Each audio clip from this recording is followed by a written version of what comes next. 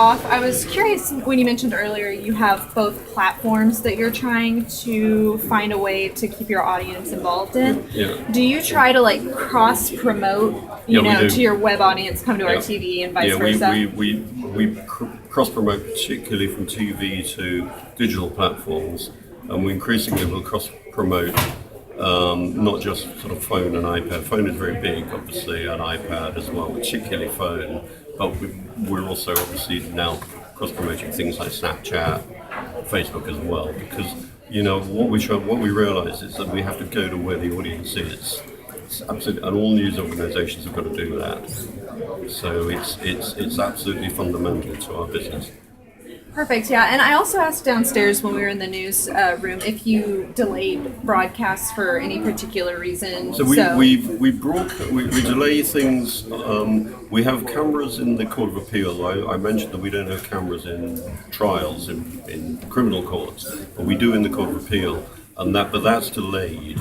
And the reason for that is that if something was said which might get us into trouble with the judge, or if something was said that was going to in some way prejudice the case, then we wouldn't be allowed to broadcast it.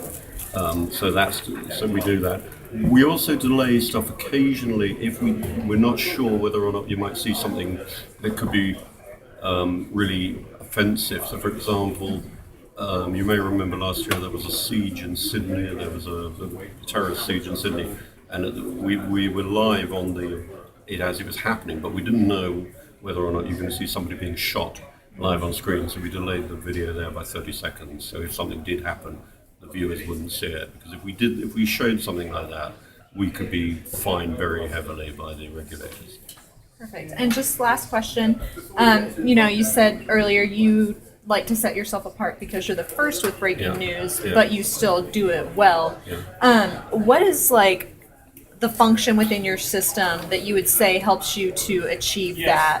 Well, I think the it's most? mainly it's the culture.